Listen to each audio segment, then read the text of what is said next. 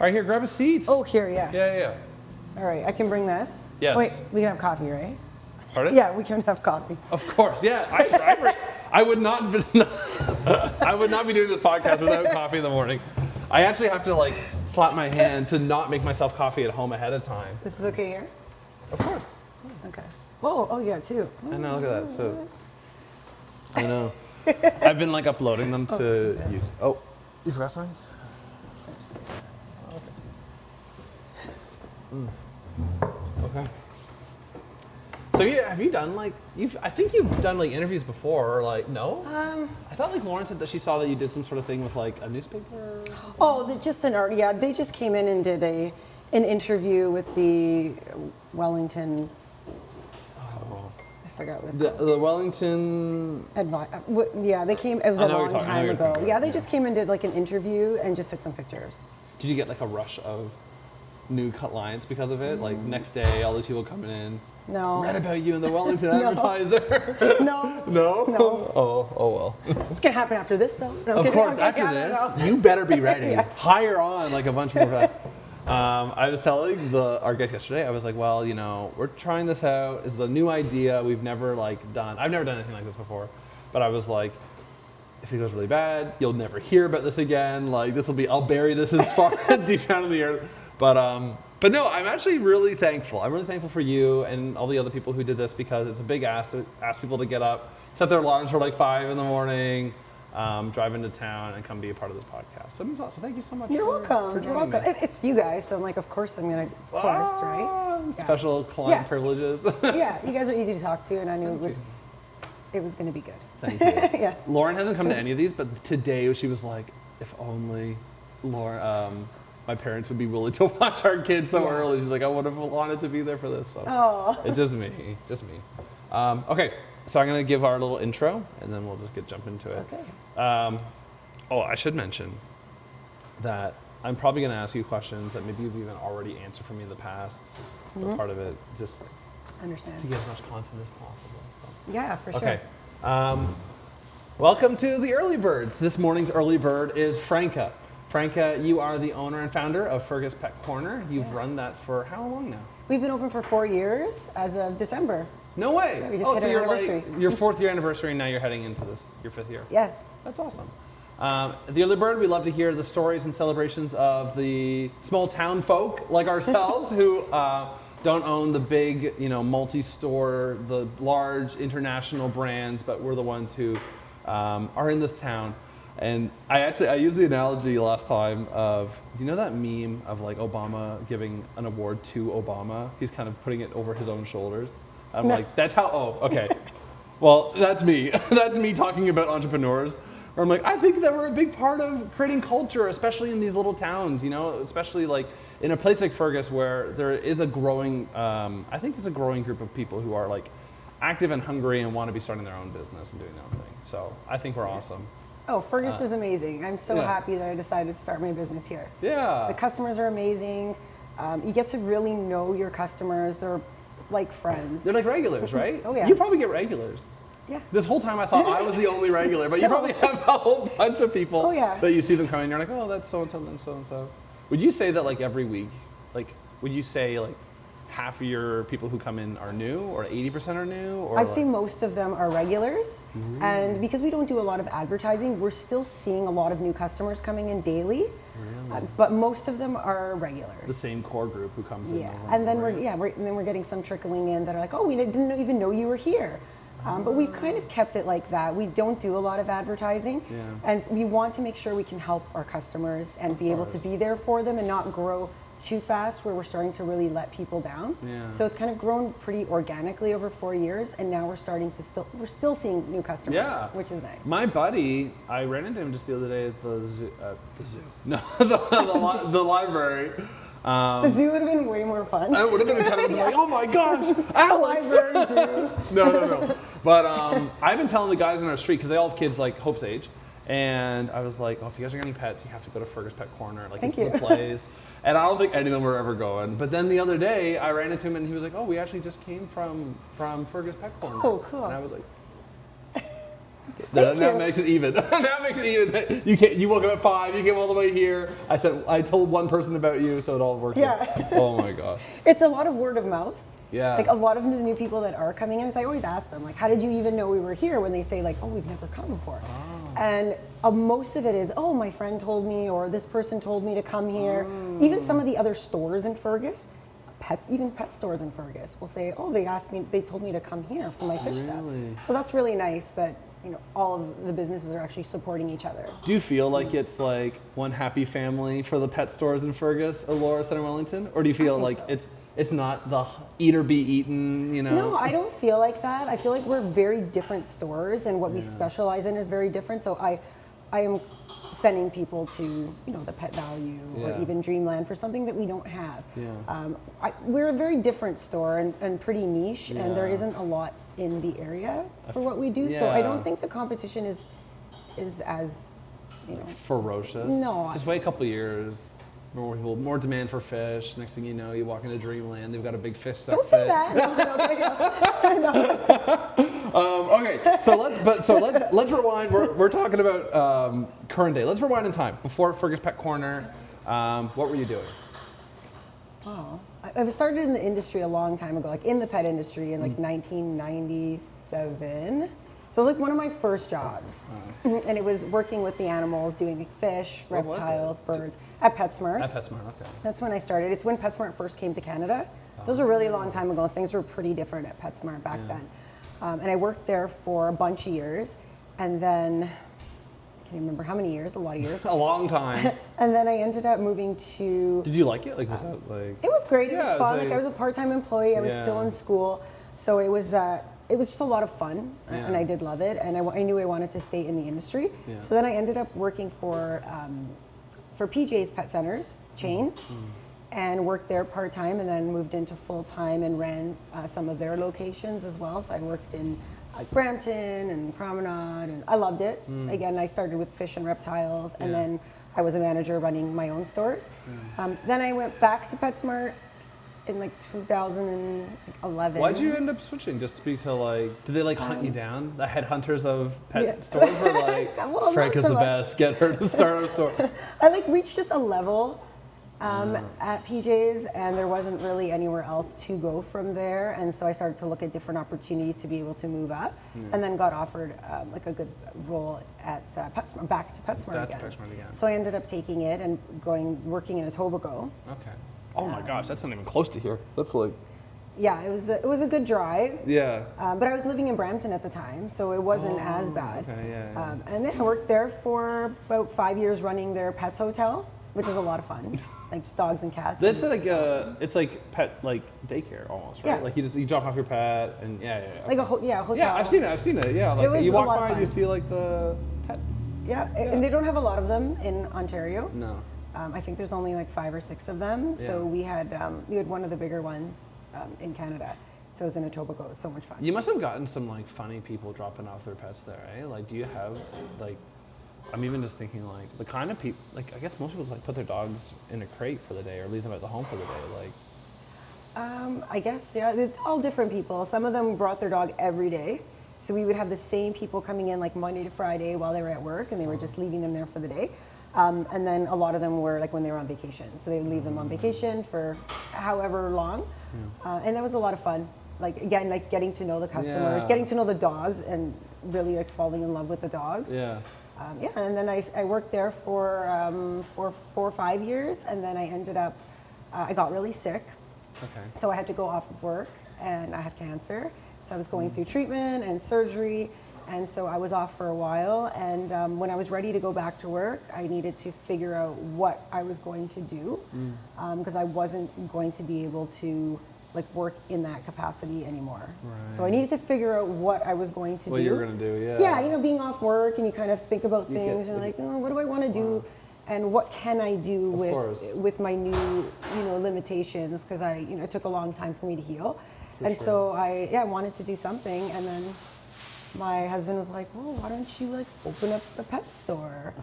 I'm like, that sounds crazy. What are you talking about? That's crazy. Was there some sort of like love, like great love for fish building in your, because like pet hotels mostly like cats and dogs, I guess. I imagine. Yeah, it was all dogs. All and cats. dogs, yeah. So like, was there like a point you're like, oh, fish were always number one for me, or like? Yeah, I'd say fish and reptiles. I mean, I've always had dogs. I love all animals. Yes. Like all of them. Yeah. But fish and reptiles for me, I think, are my two main loves. Yeah, fish was something that I always had an interest in, and even at 16, I'd go home and like research.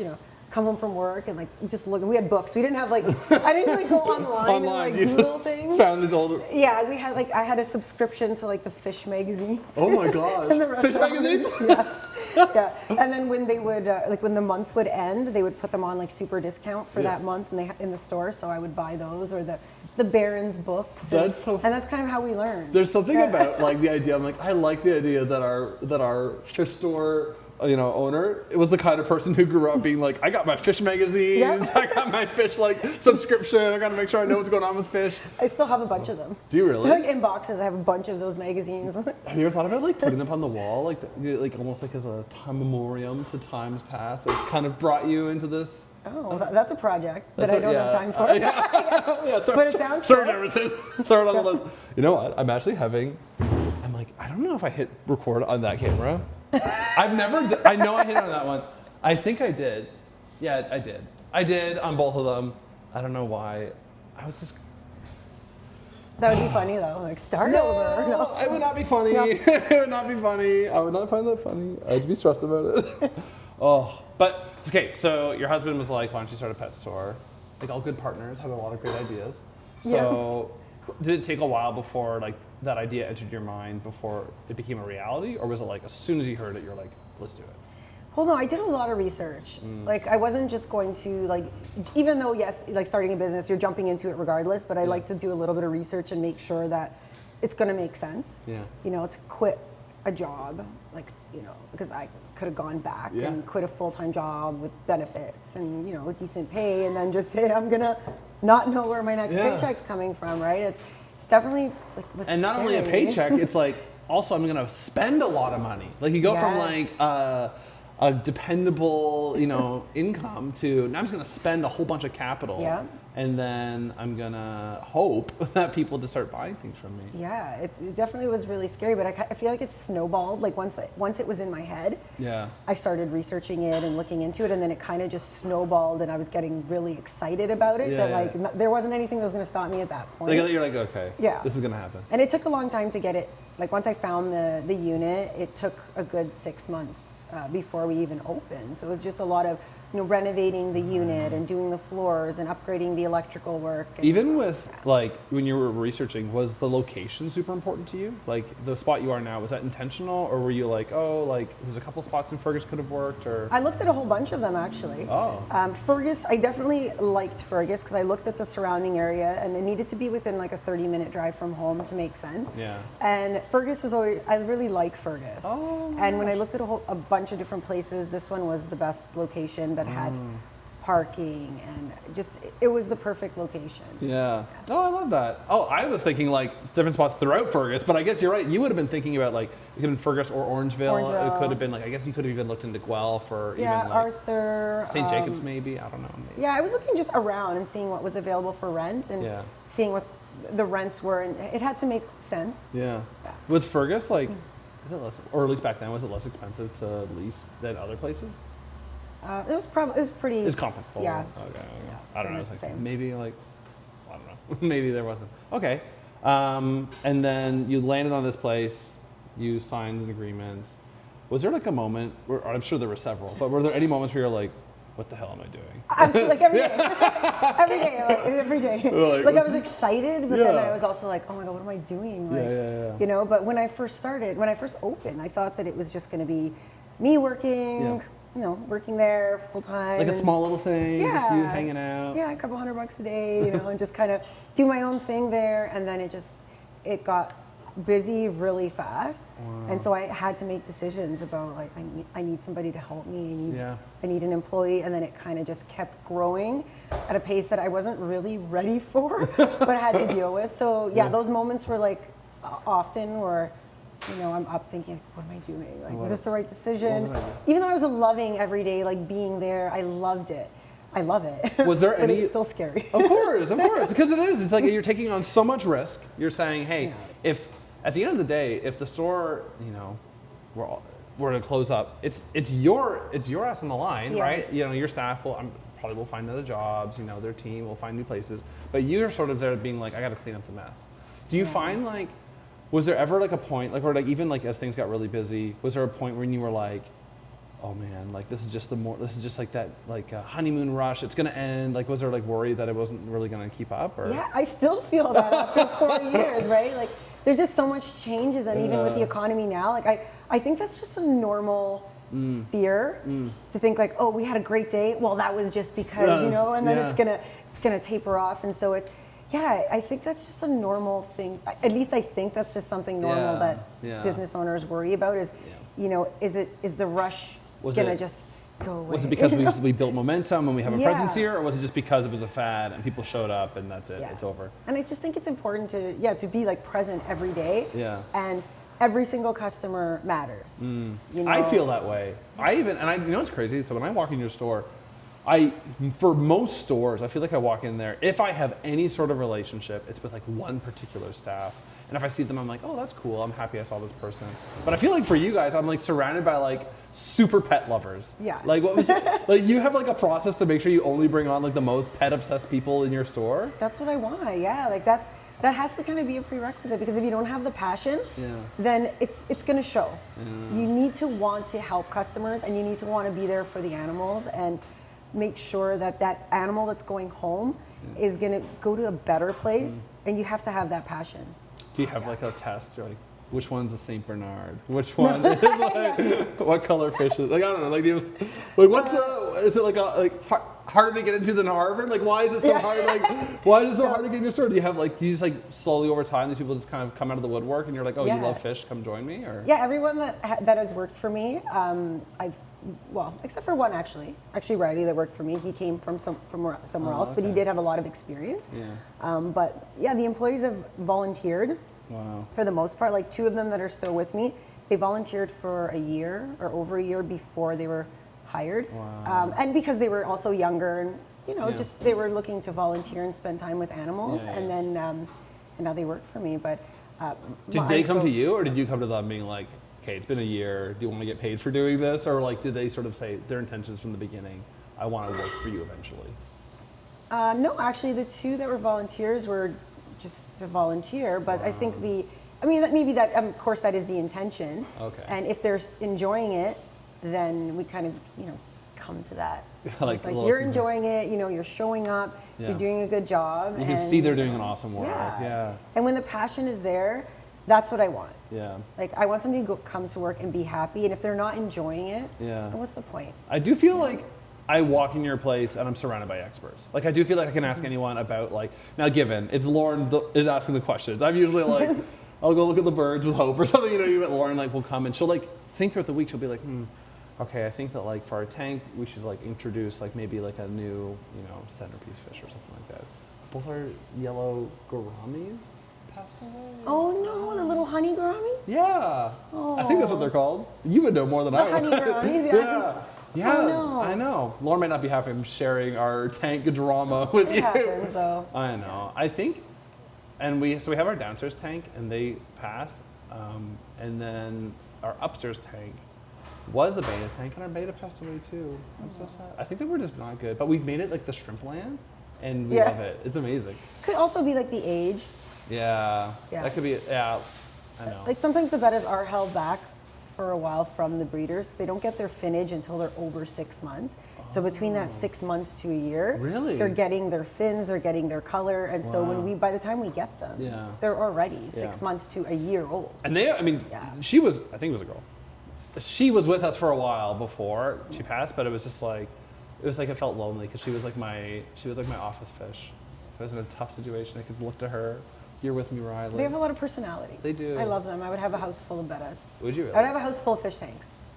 If I had the time. Sounds like another project. Yeah. We'll put that in the back burner. If I had the time, like maybe in retirement, I would have like a whole like wall, like kind of like what's in the store. Like that where you have like the shrimp almost, but like them all being betas. Like a whole, like I would have my house full of fish if I had the time. That's That's funny. Lauren, I think, would like that also. Yeah. Do you, have you found, so like the momentum, sort of like seeing a lot more people come in, do you feel like there's like in the pet world more people are gravitating to, not to say that dogs are out and fish are in, but do you feel like more people are getting fish than before, or like more like tanks or like reptiles than in the past, or? No, I think fish has always been a very popular hobby. Yeah. Like just being in the fish industry for so long, like fish is always, I feel like there's always fish customers. That's interesting. In our store, fish is definitely the number one department. Yeah. Like most of the customers are fish Are there customers. for fish. We're here for fish. Yeah. Yes.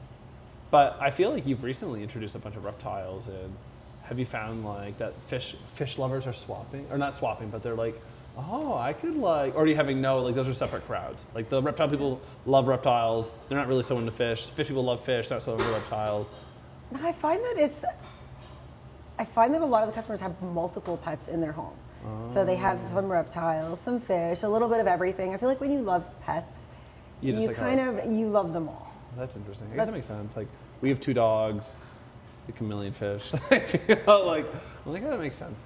But some people, I guess you're right. Like even I think about Lauren, like she's just like always like, oh, what would a new tank? I think the part of it for her is also the setup. She's kind of like, ooh, like what kind of like plants could I get in? Like, yeah, that's fun. Yeah. Oh, it's super fun. I'm doing one today. Are you really? Yeah, I'm going to a customer's house in town and setting up their aquarium for them. Like going to the store, picking up their tank, and then bringing it there and setting everything up for them. Is that premium service? Yeah. Yeah, and I love that. Yeah, that's awesome. Oh, that's so cool. Do you still need help with me moving a tank later on today? If you can. I can. Yeah, if you can. I have that appointment until 11, but then I should be back in Fergus by 11:30 easily. Okay. So if you want me, I can totally It's really just like bringing it from the trunk. I'm so happy to do it. To the front door. I feel like this is like, no, I can definitely do that. Yeah. I can definitely do that. I appreciate that so much. No, I was like, as soon as you said that, I was like, oh my gosh, something I can do to help. Of course. So, no, I'm super fun. Thank you. So now at this point, like looking back, is there anything that like over the last 4 years you're like, oh, I would have done this differently, or I would have like waited to do this, or I should have done this earlier? Like anything you kind of look back on? I try not to like dwell on that because there's other things that keep me up at night. No. On the long list of things that I lose sleep for. Yeah. It's like, what do you regret? It's like, so much, so many things. I mean, fish, because fish has been such a huge part of the store. Yeah. Kind of wish I did like a little extra tanks or that, and even the better display. Like an extra big tank, like the one where. Just more. Like more than what you have? Yeah, I kind of wish that I went all across the one side. I mean, it's not too late. But I was going to say, what's to stop you from doing it? I guess you'd have to like rearrange the whole store and probably close for a little bit. And no, I wouldn't close, but even extra 4 feet is a lot to think, okay, where am I going to put that stuff? So I think that it does change. We have to move things around and it's a constant change. So I'm thinking it might be something that I'd want to do, but down the road? I would have done that right away. Yeah. Other than that, the only thing, more fish. I don't know. It's something that I don't really. I mean, maybe No, I I think love that. about It's it amazing, in the moment, like- but not something that like I would dwell on. Of course, like maybe, and I think that maybe like the test of time kind of gives you that idea of like, was it really like something I should have done, or was it just like a fleeting idea in the moment? It's too early to like 6:30 in the morning. It's way too early to be like, to be thinking I about. don't know. Oh my gosh! I'm sure if I thought about it longer, I'm sure there are things. Oh, I would have done that. I would have done that. But at this point, it's like we just got to move forward. Like, what are we gonna do tomorrow? What are we gonna do the next day? That's interesting. Do you find like most? So it's interesting. I feel like when I'm talking with most like these business owners who are sort of like either like 4 years in, 6 years in, 2 years in, like, but all still like in that early, like I feel like that's all like kind of the early stages. Sure, yeah. I feel like a lot of them sort of have this like no options but to move forward mentality. You know what I mean? Yeah. Like I can't spend my time thinking about what I would have done differently. I can't spend my time I feel, okay, what's funny? I feel like, I said this to one guy before, I was saying, I feel like when I worked for someone else, you're taught to think about work in terms of like hours, right? Like, I was here for 8 hours, who cares that, I didn't really speak to any customers, or who cares that I didn't get any like things installed or whatever. I was here for 8 hours, I expect to be paid for those 8 hours, and I'm gonna go home. Whereas you own a business, I feel like that totally gets flushed away because Yeah. like you just got to get things done, and you realize that your time actually is super valuable. You can't spend all your time thinking about things or what ifs or could haves or anything, but you have to think forward. Have you wrestled with that, or like as you've like started your own business, like had to be like, stop dwelling on the past, it's only forward? Yeah, you have to, because every day is something different and new challenges, and I have to start thinking about next week, next month, and so I try not to think about that. I mean, sure, there's things that go through your mind, but I have to focus on tomorrow. Oh, tomorrow, what's going on? Of course. Yeah. Have you, because you mentioned more fish or like more wall of fish before, are you like in the back of your mind thinking like plans for the future to expand, or like, or you're like, no, I'm sold on that location? Expand within the store? Yeah, or well, however you would want to define that. I mean, it's something that I think about, but it's something to think about, but I don't know if it would make sense, because it would still need to be in Fergus or close to Fergus. It would have to be a bigger location, if anything, because for me to be able to expand, it would mean that things are going really well. So it would need to be a bigger location. Right. And so, it's something that I think about, but it's not something that I'm planning on doing like in the near future. Like tomorrow. No. Big announcement in the Wellington Advertiser. No. That's funny. Oh well. When you do look to the future, are there like big milestones you look to? You're like, these are like where I want to see the business in the next like 3 years, 5 years, 10 years? I mean, it's even just growing a little bit every year. Yeah. I think is a good goal. Like that's a good place to start. Of course, if you're growing every year and every month, and you're seeing that growth and you're seeing the new customers, then for me that's success. You know, like I didn't start this because I wanted to. I'm going to become, I'm going to get rich. There's a Billy there. It's more of like it's passion, and I love it, and I want to enjoy coming to work. So it's not something that it's a little, I just want to move forward and grow, even if it's a little bit at a time, or gaining those few customers. To me, I'm happy with that. And I feel like your reputation, like you specifically, but also like any business that just like stays in one spot for a long time, like you begin to build one, right? Like people, like we're 18 months into our thing, and for the first time I feel like we're getting people who are coming to us being like, hey, you know, you worked with this one person this one time, we think that was pretty cool, would you like maybe talk to us about what you could do for us? But I feel like that just staying consistent, staying in your area, like it builds a reputation. And you said you're still even now getting people who are. Yeah, and if I feel like if you also grow too fast, actually that's something that maybe in the beginning that I would have changed, is kind of just overextending yourself. Yeah. And that's something that for me I've learned as well, that I have to make sure that I know how much time I have in the week and make sure I don't overcommit to things because that's something that's important. And growing too fast, that can happen. You start to lose customers because you're just falling off, and you're not things just are just you're like you're too much all over the place. Yeah. Wow. So that is something that I'd rather just grow organically and But be you able said to like help your customers. growth, you couldn't even like, because you weren't expecting to grow at that rate. Like how could you even have like stalled a growth like that? Just being there in Fergus and have people pop in and then recommending us and word of mouth, it grew a lot faster than what I thought it would. Yeah. No, but you were saying like you were thinking, you were that the growth, you would have wished it had been a little bit like not so quickly, so fast. But I'm like, how would you even have stopped that? Because you see that just by you being here, no advertising, they came in droves anyway. So it's almost like you couldn't have worked around it. Like it was inevitable. Yeah. Yeah. But I'm grateful. Of course. I'm really, really grateful that the community has accepted around it. accepted us. We're one of you now. Yeah. Oh, so I'm lucky for that we are still growing. Oh, that's so cool. Do you see like when you look at other like pet stores, or even like in Center Wellington or even outside Center Wellington, that you see like pitfalls that they fall into, and you're like, how did this? Like, do you see that at all, or? I see that I guess because I follow like other pet stores and more like small mom and pop shop pet stores, and a lot of them are closing right now. And so that is something that I kind of look at, like what happened, like why did they go down that road, and what happened, so that is something that I kind of see and try my best to figure out what happened to try to avoid that. Do you have any, like, so what happened? So why did some of these places close down and Yeah. yours is not?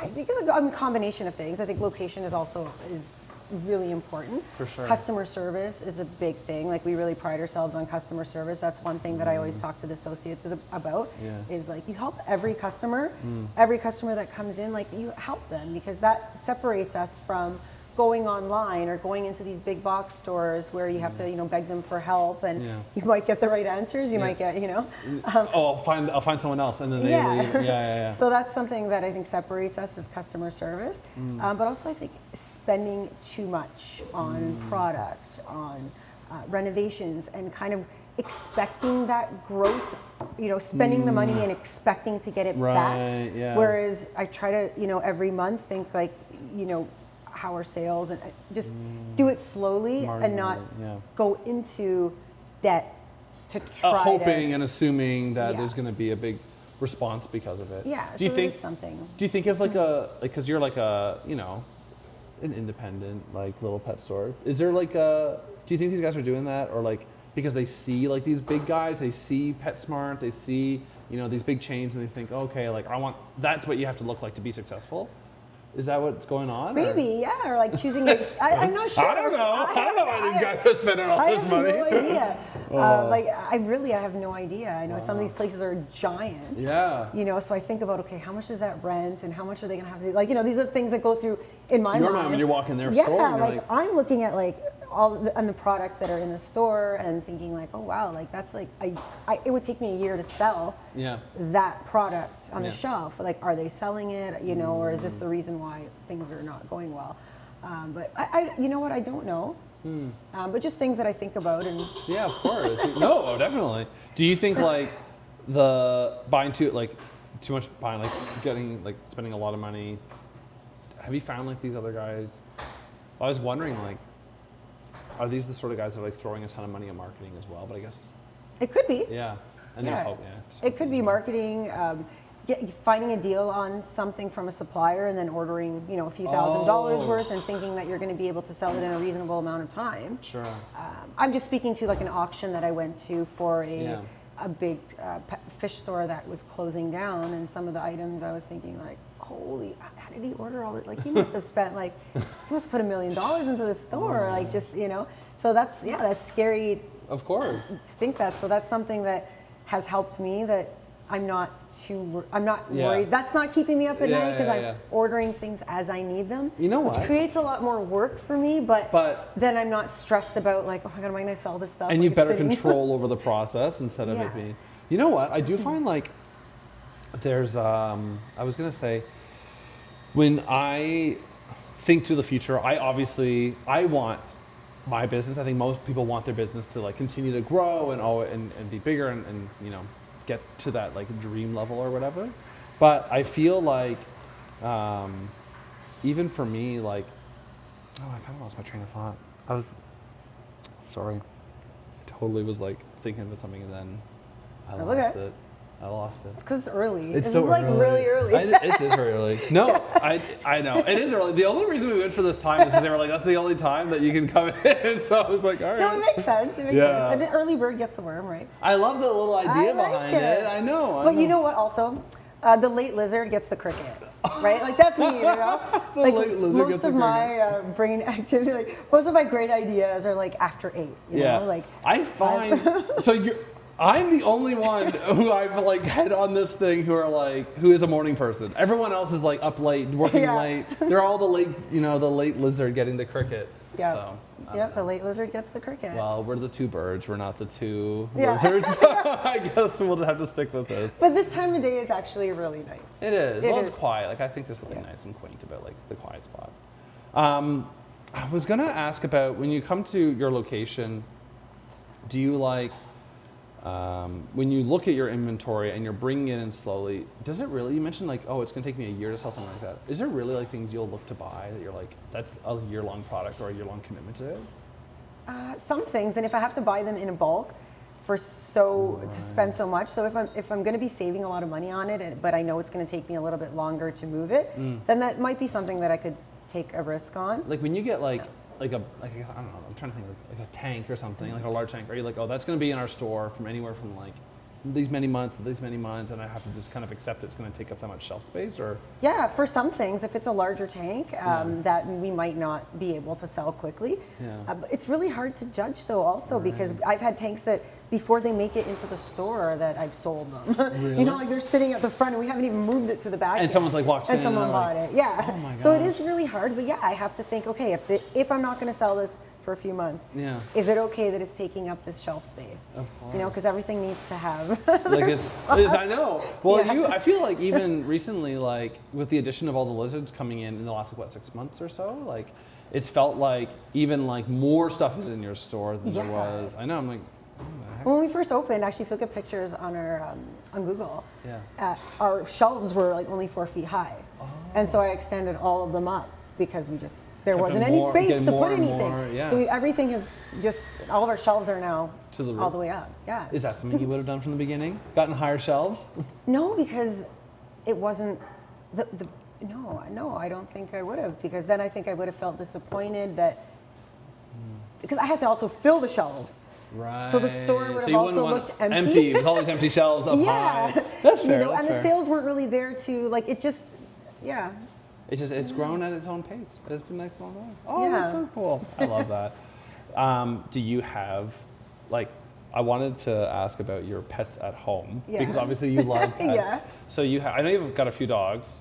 Yeah, I have 2 dogs. One's newer than the others. Yeah, I have Parker Bear that we adopted like a year ago. His name's Parker. Parker Bear. Actually, we adopted him from a rescue that he was originally, kids had him. He moved around from home to home. Okay. But his name was Spider-Man. Oh. Yeah. Does so he I respond to changed Spider-Man now? No. No, so we changed it like right away. Oh, okay. You don't like Spider-Man? No, I'm like Spider-Man. It's kind of a funny name. Cute. I've never heard that name for a dog before. Yeah, That's so funny. a kid must have named him. Of course. But we have Spider-Man, Parker Bear. So we've had him for a year, and he's 2 years old. And then we have Yara Banana, and she's 10, and we adopted her from Mexico. So I brought her home from Mexico. Yeah. And then we have Mona. She's a gray cat. She's so cute. We adopted her from Cats Anonymous. I thought you said you had 2. You just said you had 2 dogs. 2 dogs. We used to have 3 dogs. Oh, now we have 2 dogs, and we have our cat Mona. Yeah. Yeah, and then I have a Argentinian Tegu lizard that is, I think, 18 years old. He's a big guy, big lizard, and 2 leopard geckos. He's that big? Yeah, like with his tail, he's about like that. He's like. That's quite large. He's a big lizard. That's a big lizard. Yeah, he's a big lizard. Yeah, he takes up like a bedroom. And then we have 2 leopard geckos that are about 20 years old. Wow. And 2 hognose snakes. They're so cute. They have little piggy noses. And they are about, I think, 18 or 19 years old. The 2 of them. And a koi pond. Of course. 2 fish tanks. Are your tanks, how many gallons are your tanks? I have a 32-gallon Flex that I recently got, and a 10-gallon. Again, like I would have my whole house filled, but I have to be realistic about how much time I have when I come home, and I have to make sure that I have the time and the energy to take care of all of my pets. These animals? Yeah, or I would have way more. Wow. Yeah. And then my koi stay outside all year. I have a big pond that's like 30 feet, and so they're out there all year. Do the dogs ever get a koi? Or do they know not to go? No, they don't go near. No, they don't go near the pond. Oh no? I would have thought that they would have been like hunter instinct. I don't know. Like gotta go get a fish. No, they don't care about the pond. No? No. They're- Right now they we have could to be care less. careful because like you can't really tell where the pond is because of all the snow. Oh yeah. So we have to like put a little marker there so that they don't end up in the pond. Like in the pond. Yeah, but no, they're good. Do you get like? I guess for the outside, do you get like raccoons or like anything going for these fish? Oh, yeah. Or like these fish are just fine. Luckily, I haven't had anything take any of them, but we do occasionally get raccoons, herons. In this Herons? area. Yeah. Heron? Yeah. In your backyard? Yeah. That's crazy. I one time, this is in Hamilton, we had a turkey. I remember like, at the time, like Lauren was downstairs and I was upstairs and I was like, I don't know, I was like caught in the groove. I was kind of just like thinking about the future and I looked in my backyard and I saw this turkey and I remember being You like, say you were thinking about your future? yeah, I I like don't know, that. is this a sign? Like, is this a sign about my life? Like, what did turkeys mean? Like, but I just walked, because we had like a back split, and so we saw them kind of like just jump from one roof to the next one, to the floor, waddle off to the far end, and then like fly up to the fence and leave. And I'm like, I've never seen, and in Hamilton, you know, or like these like, you know, don't know, I think anywhere in the GTA, you're not used to seeing anything other than like squirrels and raccoons and birds. So when I saw a turkey, I was like, Oh, we have so many turkeys around us. but I don't see them in my yard, but you can see them on like the fields and. well, even like when me and Lauren drove here to Fergus for the first time, when we were like, okay, we're gonna move here, Fergus is where we're gonna go, and we left Guelph, and there was like this, because when you grow up in the GTA, like, you know, like there's no like real separation between Scarborough and Toronto and Etobicoke and Mississauga and Brampton, like it's just all one giant like city one center. city to the next, Yeah. And so like when we came here, we're like 20 minutes of like country driving before we got to here. We're like, what are we doing with ourselves? Like, why do we live here? But I feel like on that drive I see turkeys all the time now, and I'll see like the occasional deer where I'm like, oh my gosh, like nature. It's here. It's really nice. It is really nice. I love my drive, except for in the winter. But in the summer, I really love my drive because there's horses. I see horses, cows. You see horses? Every day. Not I was gonna say not winter. wild horses. No, not wild. Yeah. I was like, Are there wild horses around? I don't think so. I think Lauren was talking about. Maybe not in Fergus. No, not in Fergus. I think she was saying there's like maybe, I don't know if this is correct. I think there was like a horse breed that was like reintroduced to the wild at some point in the last like 20 years or something, because we were like, Yeah, I mean, there's wild horses. I don't think in Fergus. no. No, but there's a lot of farms on my way here. So I see cows, horses. It's so beautiful. That's so beautiful. It is really nice. I do find like wildlife is really beautiful here. Did you know, I read this because I had a bunch of buddies when I went to college who are from Newfoundland. Apparently, I love Newfoundland. I know, you were just there. You were just there. Every year. I heard every year. Every year. Now we're going every year. Wow. Shout out Newfoundland. I heard that every moose in Newfoundland is a descendant of 4 moose that were brought over on like a train one time. And every moose is just a descendant of one of these 4 moose. That's pretty cool. I know. I don't know if it's true. How would we find out? How would you, I guess like you could like do like a DNA thing. There's also like that like lion's den and like, isn't there like that giant thing? Oh, I sound so uneducated saying this. There's like in Africa somewhere in the savannah, there's like a lion pit where there's only like 4 prides, and like it's been like that for like hundreds of years, and their like DNA is only like been within that like pit because none of them ever leave. Like all 4 of them just sort of like operate in there, which I was like, that's very interesting. Like I don't know. That is really cool. I know, Yeah. but like these are the things that Lauren will just say to me, and I'm like, you love animals so much. Like, I feel like when she like, I will say like of every store in Fergus, like there's nothing that makes her happier than going to Fergus Pet Corner. Oh, that's awesome. She's always like, I feel like every day she'll be like, should we just pop into Fergus Pet Corner? You absolutely She's should. like, I need like a new, I don't even know what they're called, the white stones that go in the back of the tank. Like she's like, I need more of those white Biomax. I need those, or I need like. Even if she doesn't need them, she's like, I need to get them. I know, yes, well, no. I love that. I love when people come, even just to visit. Yeah. Like some people come in and they feel bad that they're not buying anything. Like they'll make I'm like, no, just come and see the animals. Yeah. Come and talk to Chico, or just come and say hi. Like I love when people just come in just to see because I did that. I did that my whole life. Like I would spend my days when I wasn't working. Yeah. Driving around to other pet stores, which is like the weirdest thing. But I had friends that worked with me that did the same thing. Wow. We shared the same interest, right? Yeah, so we were 18, 19, and we were driving, and days off, let's go to visit all of these pet stores. Everyone go else, see all the we're pet going stores. to house parties, we're getting drunk. You're like, let's go to the pet stores. Yeah. It's something I still do. Really? Like when we go away on vacation, like I drag Jeff into the pet Every stores. pet store? Not everyone, but like. But I'll look at them on like the, and wherever we are, and yeah. I'll look for them. And be like, Jeff, let's go visit the pet store. Like, take him off a path and be like, we're gonna go visit this pet store. Now he's just used to it. I like to go and see the animals. Of course. I remember like even as a kid, there was like I think it was called PJ Pets. Is what it was That's called. where I worked. Yeah, I worked there for like 8 years. Mm-hmm. And they had this big water section in the back, and they had like this big tank. And I remember as a kid, I never bought a single thing from the store, like in my entire childhood. It was in our mall. It was across from the Dairy Queen / like Orange Julius. And that was like where my dad would take me for like, I don't know, after school milkshakes or something. And I'd always run because they had this huge tank. They had this huge like shark in the tank. Oh, maybe it was a Big Al's. Maybe it was a Big Al's. I don't know. Childhood memories all fuzzy. But it was a pet store. And I remember like I always ran in there, and I would always stare at this like fish, at this like big guy swimming around.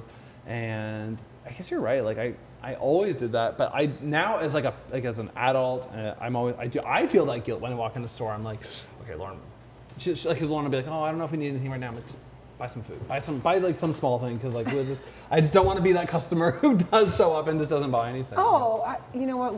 I don't mind. I love that. We have people that come just to see Chico. Well, that doesn't surprise me. They'll I come feel like it's Chico's so cute. Like they have an appointment next door, or like 2 doors down, and at the wellness center, and then they'll just come and visit. They'll just come visit? Yeah.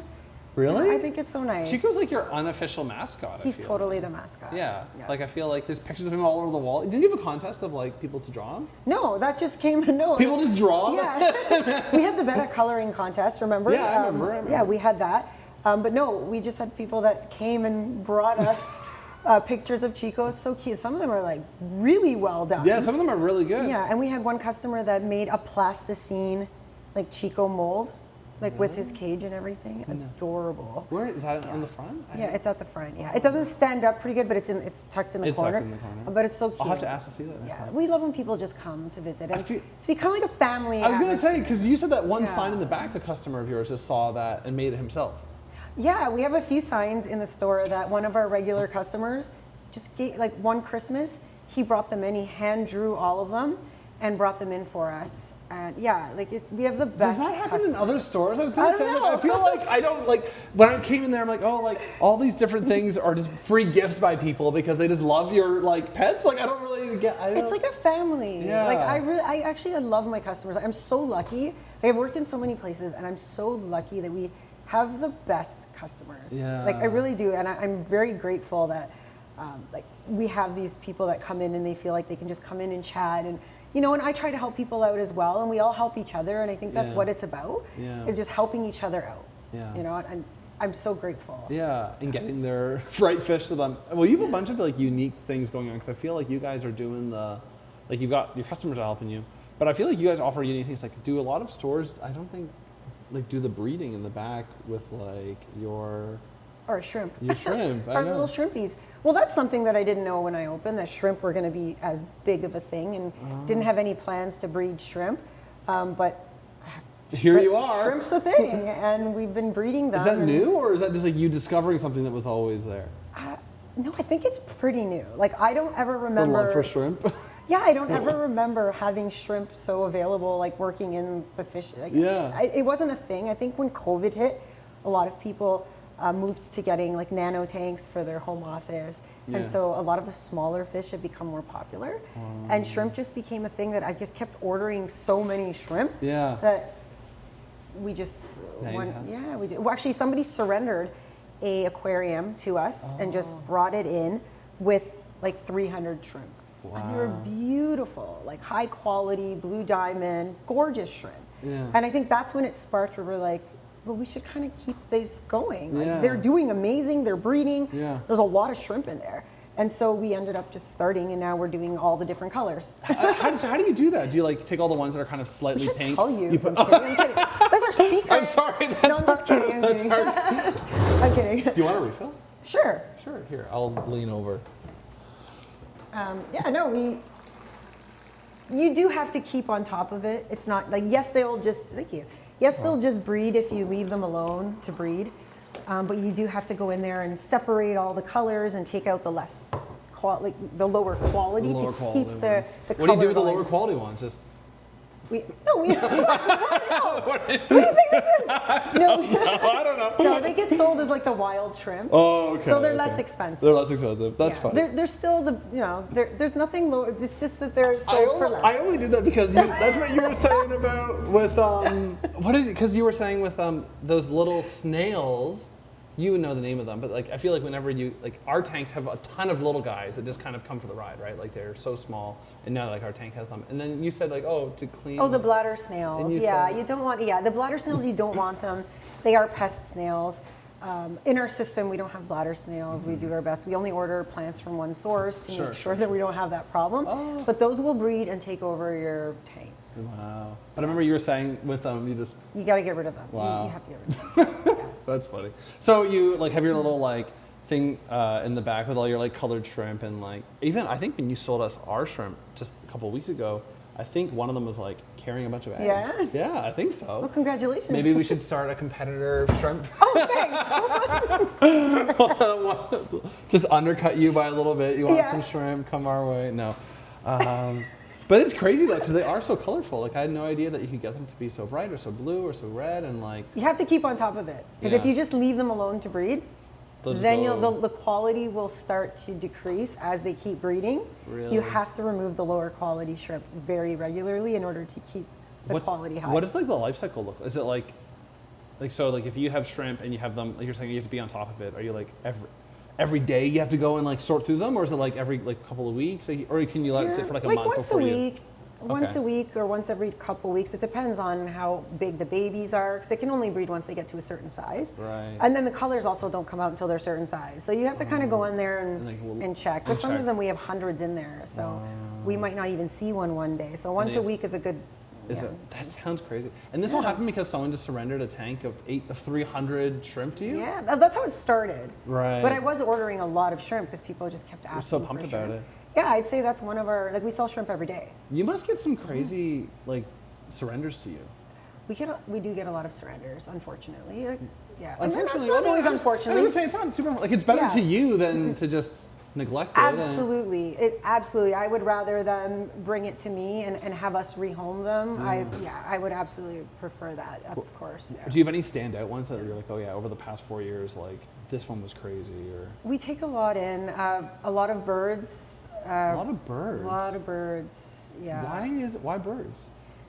I think they are long-lived. Yeah. You know, some of them can live 30, 40 years. And so time, not being able to, with a fish, sure, you can do the maintenance on it, Yeah. and, but you don't have to talk to your fish. You don't That's have to true. take the fish out That's and true. spend the type of quality Bond time. with your fish. Yeah, a bird really requires a lot of attention.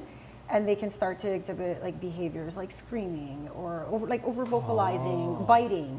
And so sometimes it's just, and they're a little messy. They can be messy. They're Right. birds, right? And so I think sometimes it just becomes too much for You someone. think people like get them thinking they're not going to be a big like maintenance? It could thing? be. I think, yeah. Okay. We try to educate people course, and make yeah. sure they know kind of what they're getting themselves Yeah. into before they take home a bird. Wow. So we do get the bird surrenders, reptile. We've taken in bearded dragons, leopard geckos, ball pythons. Really? But yeah, is lots- maintenance for those guys very like is it a lot to maintain? No, I mean, I would say no. For a reptile, Yeah. no. If you have all of the proper equipment and you're on a good schedule for feeding, Mm. I wouldn't say it's a lot of maintenance, but every animal is maintenance. Of course, like every Right? animal. But I feel like like with the instance of like a dog, like I feel like, oh, it's just part of my schedule. I just wake up Yeah. and you walk the dog, and then my dog just lives with me, and I'm like, I don't know, maybe I'm a bad dog owner. I'm like, that's enough. Like we go on, we walk, you live with me, we're like together. I take you to the washroom, I feed you. That's our relationship. But I feel like there's like that's built into my mind of like that's what a dog relationship looks like. I guess like do a lot of people. I guess like maybe a lot of these other pets isn't like a pre-existing like, oh yeah, this is what relationships with birds looks like. This is what relationships with reptiles looks like.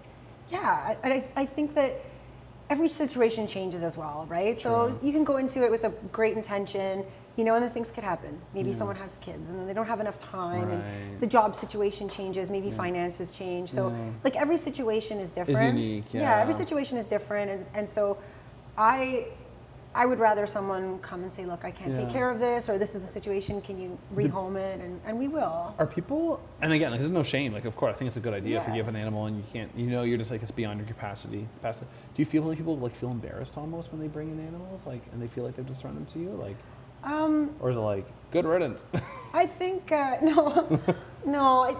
Yeah, maybe they do feel Yeah. a little bit. Again, like every situation is different, Is and I really unique, try yeah. to make people like not feel bad about it. Yeah, yeah. Because it's better that you can give it to someone somewhere where they can find it a good home, Yeah. and someone who maybe has more time, or and so maybe they do feel it, but I really try to make people not feel bad about it. Was that something you expected was going to happen? Like, did that happen at like PetSmart all the time? People just show up with pets and we're Well, like, hey, like, at PetSmart you could not take anything. you can't take an animal to PetSmart. No, They won't accept it. No.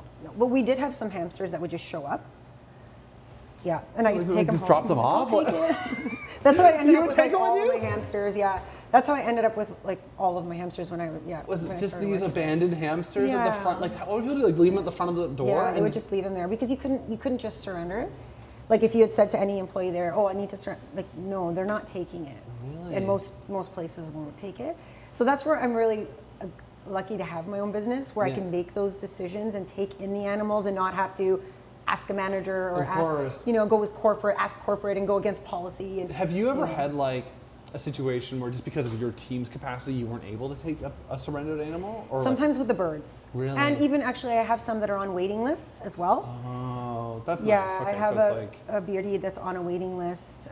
There's a few things on waiting lists where like I need to make sure I have the room of course, to be of able course. to You can't house just be it. like, Yeah. If we were bigger, then for sure. And birds as well, where I can only have so many birds. Because if the bird has a behavior problem and we have to work with them, then that takes a lot of time. Wow. And so I need to make sure we have that time to be able to do that. But I would be willing to take almost anything to rehome it, right? Because a lot of the like humane societies, they might not be able to accommodate like the reptiles, the birds, like the exotics. And we take a lot of fish. I was about to ask, do people bring fish in? Lots. Really? Yeah, if they're changing over their tank broke, burst, or they're moving. Right. Situations, they're fighting fish, and I will take in fish as well. Really? Yeah. Is there a waiting line for fish, or fish just come past Fish the line? just come, and if I have the space for them, I will take them. Wow. Yeah. Okay. I wanted to ask take you. everything. I'm No, noticing it's it's getting brighter, so I was like, oh, there's a couple questions I really want to ask you. So Can you tell by the sun? that is. Like, actually, what I do is I'm like, oh yeah, the sun's coming out. Although it kind of looks cloudy today, but we'll see. So I wanted to kind of go through some of the main like pet categories from even I know you don't have dogs, right? But like dogs, cats, fish, reptiles, birds, and to say like if you were to give someone who's never had this animal before, your best like tip like for them, like or something to consider before getting that pet, what would it be? So we'll start with the larger ones, maybe with dogs. There's a little bit more. I didn't warn you at all. I was going to do this probably off the top of your head. You're gonna Do my homework? no, but like, and then we'll get to the small, like maybe ending with it. So like, yeah, if someone's getting a dog and they've never had a dog before, what would your biggest piece of advice be for them? Biggest piece of advice would be to figure out what they're looking for, like for breed, like especially for breed, what they're looking for in a dog. And if they have the time for walks, the financial means to be able to, if there's an emergency that happens. I don't know, dogs are just awesome. Like I can't imagine my life without a dog. And I think it would just be figuring out the right breed that fits your lifestyle.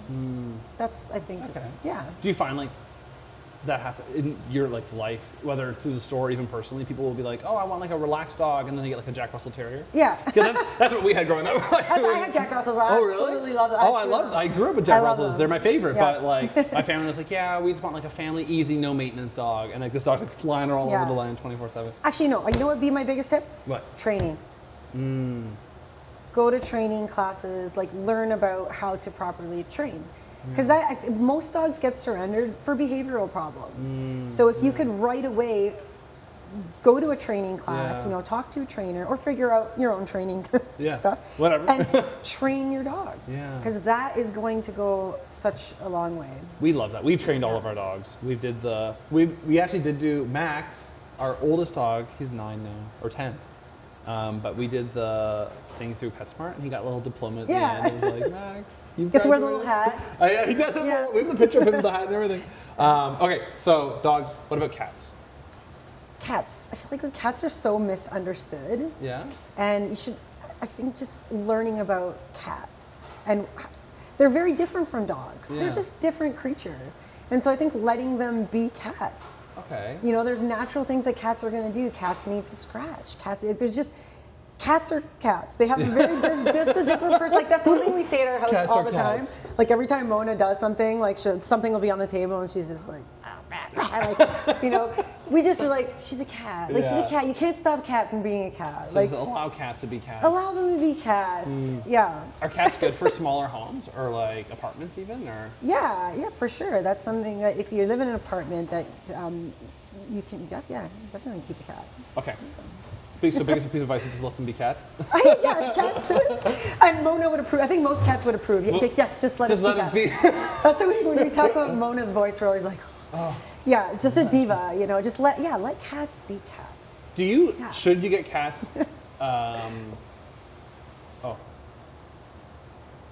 Are cats sort of like group, like families? Can you get just one cat, or should you be getting like groups of cats? Like, what's best for? What's like the best? At least 10 cats. Oh, okay. Okay. No, again, it's for the record. It's a situation like sure, cats can live together, and if you get them kittens, a lot of the rescues, if they have kittens, they want them to go 2 at a time. Okay. But depends what you're getting. Like our cat was a rescue. She did not do well with other cats, and so we knew she'd be an only cat. And now having her for a while, I don't think she would do well with another cat. Yeah. So I think every situation is different, and you have to do what you can control as well. Like you know, if you can't control 2 cats, and then don't get 2 cats. And, yeah. Okay. Do you have a cat? You've never had a cat, have you? We did have a cat for a very short time. I don't want to get into it. Okay, sorry. Not okay. We had this cat. We were renting from a family member. We asked them ahead of time, is it okay if we get a cat? Like, Lauren loves animals, right? So we're like, we knew a dog would kind of be like a big ask, so we said no. We were like, we're not even gonna ask. So like, would you mind if we got a cat? They said, okay, you can get a cat. And then we got this cat, and then very quickly this person, our family member, realized, like, and I think this happened, like they were like, oh, I don't really want a cat in the house anymore. I don't want you to have this cat. It's more than she thought it was gonna be. And so we're like, oh, well, we don't want to give up the cat. So we gave him, sorry, mom and dad, we gave him to our parents. My parents lost the cat. It's like one day my parents were like, hey, like we were like, they just darted at the door one day and we were never able to find it. They searched, like to their credit, they went around the neighborhood, they looked for him, and it was a boy. We only had him for like 6-8 months before we had to give him to my parents, because we were like, oh, you hold on to him until we're ready, like we'll have a different home.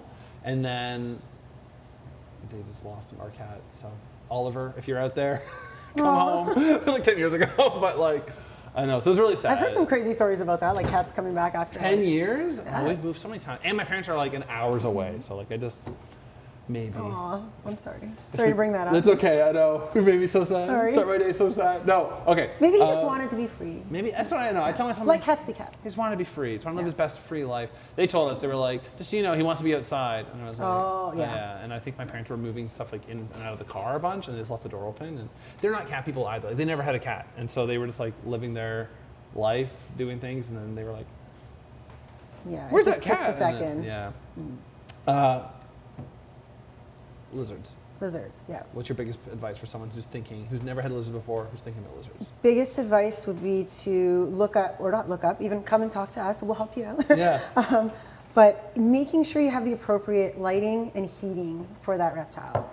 Is it different based off which reptile? Yes, very different. It could be different UVB requirements, different heat, different basking temperatures, different humidity requirements. Reptiles, it's like a science. And if you don't have the proper setup for them, that's when they're going to the vet. They're not eating. I'm so glad you said that. I 100% thought they were all the same. No. Oh, depends where they're from. Hot thing. You just toss them in there. They're from Africa. They're from Costa Rica. They're from they need different humidity requirements, right? Are they arboreal? Are they terrestrial? So with reptiles, get the right lighting. Wow. I think a lot of people just don't either do the research, or they think that they're not going to need that just because they can survive a period of time without having the proper equipment. But getting the right heating, lighting, important. Yes, keeping the humidity. Are they like, what are the telltale signs they are not in the right environment if you had a lizard? Not alert, not eating. They're cold-blooded. So if you don't have the right temperature, they're going to slow down. Not eating, not shedding properly. Really? Eyes closed. There's so many different signs. Wow. Would you do like an audit? Like, I feel like if I was like, I want a lizard, but I'm too scared I'm gonna mess it up. I'm like, can I have someone come to my house, look at it, and be like, looks good to me? Yeah, well, before a reptile goes home, we really do our due diligence in making sure that they have the setup and they have the proper stuff. That's something that I do give the associates the total permission to do, is to refuse a sale. Really? If they're not comfortable with it and they don't feel that the pet is going to go to the right place, or that there isn't the right intention, or that they can refuse it. I mean, our intention is just to educate people, course, right? like, we want them to go to a good You don't home. want to reject people. We don't want to, but they have requirements, and if you Yeah. can't meet the basic requirements on the setup, then maybe it's just not the right pet for that person, right? So that's one thing before they go home. What's the temperature? What is the basking temperature? We actually show people how to check that. We lend out our infrared gun if they don't have one. We lend it out so that they can go home and test it. Zap their own tank and say it. And then we check the UVI requirements for the reptile on like the distance between the bulb and the lizard, and set them up with the right lighting. Sometimes I'll ask for pictures of the enclosure. You really go the extra mile to make sure that they have a good set. Yeah, I know. Maybe it sounds It's like maybe you're like texting them in the middle of the night, or like at these late hours. You're like, how is Franco? You're like, oh, he's good. I'm actually on text with a lot of my customers. Really? I know where most of my birds go. Like, I know them. Wow. And we keep contact. And and they're texting me about things. Oh, this is going on. What's happening? Or can I feed this? Or can I? But you know what? I think like that's got to like continue to build that relationship, because I know that like even like when things happen that are like big milestones at home, like, oh, the fish took to the tank, or anything. Like, it'll be like, it's fun to come celebrate with you guys. Like, hey, guys, we did this thing. And it's like, it feels like a party. Yeah. Yay, we're doing this thing. I love that. And I can't tell you how many even like Christmas pictures I got for Christmas of like people sending me a message, like text either over Facebook or Instagram and picture of their pet with like a little Santa hat on, or that they got from us. Like, I got so many. No. This is a new opportunity for you. Get little Santa hats for another. I got so many, and I love getting those texts like, hey, this is going well, or thank you so much for all of your help. Like, I really want to be available for people to help them, because I want the pet to have the best life and help the pet parent become the best pet parent. You know? I love their pet. And I'm still learning, and we're all learning. And you know, if there's something that I don't know, I'm like, oh, I'm going to go down that rabbit hole tonight, you know, to learn about it, because we're all learning. And I think that's really important, to make sure the pets are set up for success and educating the people before the pets go home, because I don't want that pet to go home and slowly die. Like, I don't want that to happen. You know, I want them to go to a better home, not a worse home. So I'm about quality, not quantity. Like, sure, we can sell a lot more of every animal that we have. Sold everything to everyone. If we just sold it to everybody and not made sure, and maybe that does even, it might even prevent some people from coming to us, because maybe we ask too many questions. You know, because I do think that sometimes that like we ask a lot of questions for people, but I'm okay with that. I need to sleep well at night. Yeah. Like, I have to keep what I think is right. So if you go to like a big box store and you're like, get me this lizard, do you think they're asking you these sort of things? I would say that more often than not, no. More often than not, no. They're just like, all right, here you go. Yeah. Like, we ask everyone, what size tank do you have? What do you have in your tank? Like, most places will not. And I know, because I've been doing it a long time, and I go into stores as well, and I know that that's not a common standard. No, it's not standard. Well, even like I know when Lauren comes in for her fish, like, because I feel like you guys already even like know generally what's in her tank already. But like, it'll be like, oh, well, if you get this, will it work well with these other guys? And like, are gouramis too mean to like get another? You know what I mean? Like this sort of stuff. Okay, birds. Someone who's never had a bird before, and they come to you and they say, Franca, I want to get a bird. What's that process look like? The first things I always ask, like, what do you want out of a bird? Yeah. Like, do you want a bird that you're going to take out? Yeah. That you're going to form that bond with? They say to you, I want a cage, and I want us to look at the bird. Just here's. That's all I want to do. Yeah. So there are certain birds that I'd suggest for that, like maybe a canary. I mean, every bird needs attention, but some of them aren't going to require as much like one-on-one taking the bird out. Really? So it depends. I would always ask, what do you want in a bird, and what kind of commitment are you also looking for? Yeah. Like Chico can live 70 years. Yeah. You know, and then you've got, canary. Chico's 20. He's gonna be 30 in April. Oh my God. Yeah. So it depends what you want out of I would say, what do you want out of the bird? And just go over the requirements, like taking the bird out, spending that one-on-one time, the cleaning requirements. So the biggest thing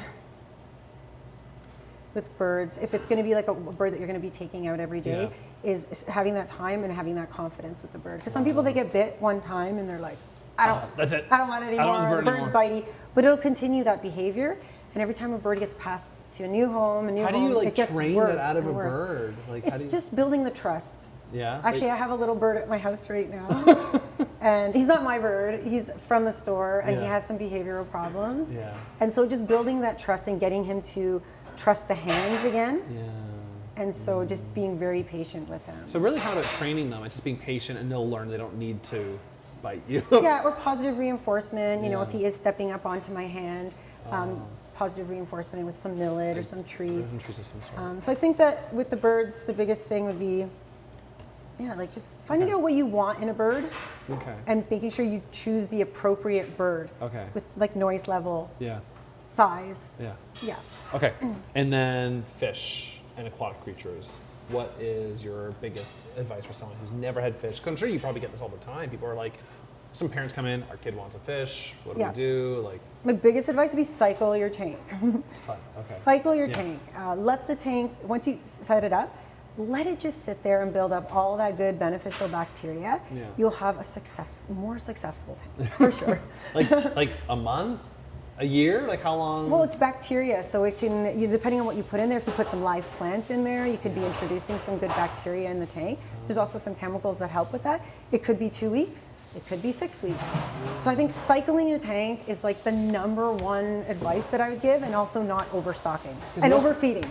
Oh my gosh. Well, because isn't it about, I'm like, is this correct? Like if you overfeed, can it spike ammonia? Absolutely. Is that the problem? Okay, yeah, it's waste, right? Look at me knowing a thing or two about. I listen to you guys when you're talking.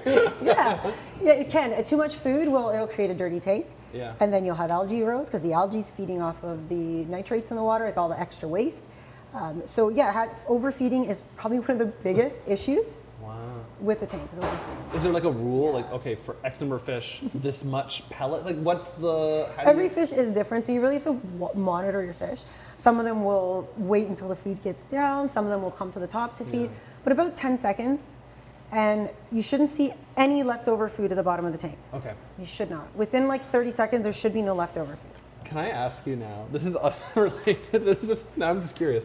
We have this one shrimp, we think he's the funniest guy in the world, because we drop in these like, I forget what these pellets of some sort to go into it. But every single time, without fail, they drop in. This guy comes out of the woodwork. He's been hiding underneath like this thing. He comes over, he just takes the one and then drags it underneath him. And we're like, dude, like these are for like everyone. Like they're supposed to be like enjoyed by all. Is he gonna die? Like is he gonna get huge? Like what's gonna happen with his like? Is he eating too much? No. Don't worry. Like, I would not. It's not so much overfeeding, like overfeeding the fish where it's gonna like explode. Yeah. It's more just overfeeding the tank to the point where there's extra food that's polluting the water. Okay. Yeah, I wouldn't worry about him over. About my little guy who's been pulling at these. I like him a lot though. I gotta respect that he just like, because everyone else kind of like slowly comes and he just doesn't care. He just comes in, takes it and goes away. Yeah, he's got his routine. Yeah, he's got his routine. He knows. I feel like even before they hit the ground, like when they plop in the water, he's already like. Yeah, see, they have personality. They do too. personalities, right? Oh, okay. Is there like any fish that you're like, these are not beginner friendly? Like if someone comes in like, I've never had a fish before, I want an axolotl. Like are you like, no. Like who are like the beginner friendly fish? And what are the like, you have to graduate to this level of fish ownership? Well, some fish just require different water parameters. So like saltwater, I'd say saltwater is, just for more experience. Yeah. Discus fish or for more experience. What's a discus fish? Oh, they're so beautiful. I used to have them. They're like these big, beautiful fish that get like that. And they get like really thick. They're gorgeous. Like gorgeous. Are they like, what's the, sorry, you keep going. I don't want to cut you off and give it the discus fish. Yeah, otherwise, again, size of the tank, like, if you let your tank cycle, you have the proper equipment. I wouldn't say that, like most of the fish are going to be, like the freshwater fish are going to be easy to maintain. Okay, really? Yeah. Because I look at some of the fish and I'm like, I mean, these guys, like, I don't know, our fish are doing fine. I'm happy with our fish. They're doing great. But I'm like, oh, like, is there like certain fish that you look in the store and you're like, no, you have to like know what you're doing to get these guys. Like some of these larger fish you have like in the back, like, you have that huge tank with those like enormous guys. Those are my guys. I know, like, those are just yours. Yeah. But like you wouldn't sell that to someone who's never had fish, or would you? Or like, are they actually easier than they look? Like They are easier than they look, Really? but I think one thing, the bigger the fish, the more waste they produce, a lot more bioload. Yeah. So that tank that you see, in the back there, it looks like it's empty. Yeah. That is at max capacity for bioload. Like we are doing water changes on that, and it looks empty because they produce a lot of waste and they take up a lot of oxygen.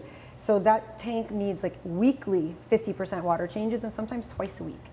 So but they're not a lot of like they're not hard to take care of. It's just the maintenance to make sure you have a good filter system and you're doing your water changes. I heard that plecos are dirtier fish. They're so dirty. That's true. They're absolutely gorgeous. I always say to someone, if you want a pleco, They look cute. They're cute. get a pleco because you like it, because it's a beautiful, and they are the gorgeous fish.